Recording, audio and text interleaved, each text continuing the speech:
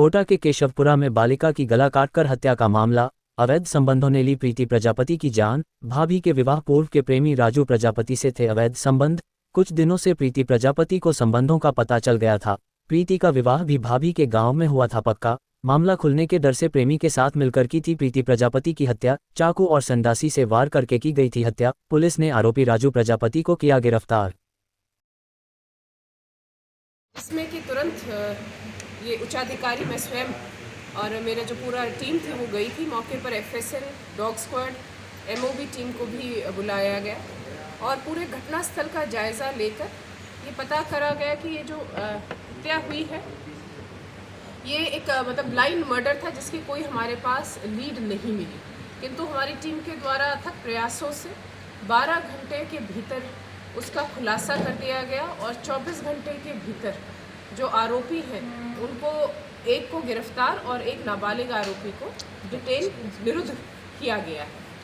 तो इस घटना का पूरी पुलिस टीम द्वारा जो ब्लाइंड मर्डर है उसका खुलासा बहुत जल्दी और बहुत त्वरित एक्शन लेकर किया गया।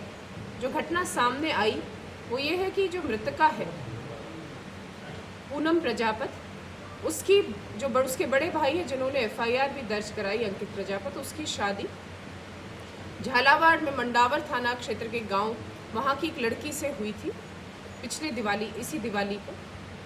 किंतु उसकी भाभी का पहले से ही प्रेम प्रसंग था उसी गांव में राजू प्रजापति के साथ। शादी के बाद भी वो प्रेम प्रसंग उसका छूटा नहीं। वो लगातार प्रेमी, जब भी वो अकेली रहती थी यहाँ पर बुला लेती थी अपने प्रेमी को घर पर। इस बात का मृतका पूनम प्रजापति को पता चल गया, अंदेशा हो गया। इस डर से कि कहीं ये सबको ना बता दे तो इन्होंने जो भाभी है और उसका जो प्रेमी है उन्होंने प्लानिंग की इसकी हत्या करने की। कल जब वो मिलने आया और जो ननद है और भाभी इकट्ठे अकेले थे तो उसमें उसको अवसर मिला, दोनों को अवसर मिल गया और उन्होंने उसकी नींद में उसको कंट्रोल करके और गला रेत कर उसकी हत्या कर दी गई। उसके पश्चात दोनों ने साक्ष्य मिटाने की भी पूरी कोशिश की, किंतु हमारी टीम द्वारा अथक प्रयास किए गए और उसमें हमें कुछ जो महत्वपूर्ण हमें लीड्स मिली जिस पर काम करके हमने इस बात का खुलासा कर लिया कि इसमें जो मृतका की भाभी और उसका प्रेमी राजू प्रजापति ही उनके द्वारा प्लानिंग करके सुनियोजित तरीके से और उस मर्डर को अंजाम दिया है। जो वेपन है वो चाकू से उसका गला रेता गया। चाकू बरामद कर लिया? वो भी अनुसंधान में कर लिया जाए। तो ये चाकू लेके आए थे या घरेलू चाकू था? चाकू यहीं से लिया, कहाँ से? उसके बारे में अभी उनको डिटेन किया गया है, उनसे पूछताछ करके और जैसी वो इत्तला देंगे उस हिसाब से कार्रवाई की जाएगी। यहीं रहता था या नहीं, आरोपी झालावाड़ का था। उसके पहले भी 3 मुकदमे दर्ज हैं और वो वहीं से मिलने आता था यहाँ। और भी कोई इन्वॉल्व है कि उनके साथ? झालावाड़ से उसको गिरफ्तार शक कैसे हुआ भाभी पर? झालावाड़ का कौन सा गांव? झालावाड़ प्रॉपर से करा? किस तरह से पता लगा? उसके गांव से किया गया मंडावर थाना। शक कैसे हुआ इस पर भाभी को? क्या उम्र होगी मैम इसकी? किसकी? इसकी आरोपी की? आरोपी की 24-25 वर्ष। शक कैसे हुआ? किस रास्ते से हटाना चाह रही थी इसको?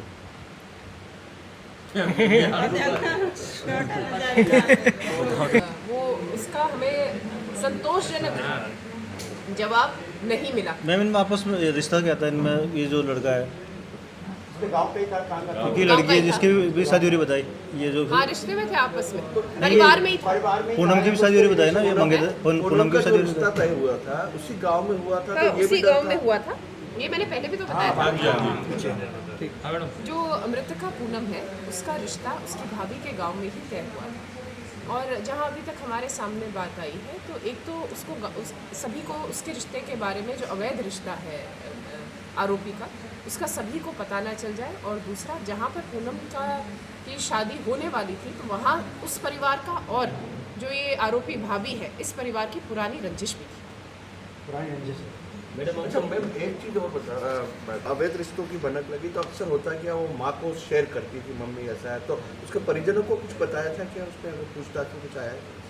नहीं, अभी तक इस तरह से पूछताछ में इस तरह से अभी आई नहीं है बात, और जैसे अगर कुछ इस तरह का खुलासा तो होता है तो आपको बता दिया मैडम अब तो मानना पड़ेगा चाकूबाजी चाकूबाजी सबसे ज़्यादा बढ़ रही है। और मैम ये चाकू कहाँ से खरीदे जा रहे हैं ये पता होना चाहिए। हमने हमारे द्वारा अभी देखिएगा विशेष प्रयास भी किए गए हैं। अभी कुछ दिनों पहले हमने सुबह दबिश भी दी थी ऑपरेशन प्रहार के अंतर्गत, जिसमें हमने लगभग 36 प्रकरण दर्ज किए थे, जिसमें अवैध जो चाकू वाले भी काफ़ी प्रकरण दर्ज हुए हैं, भारी संख्या में दर्ज हुए हैं, और ये कार्रवाई लगातार आगे जारी रहेगी।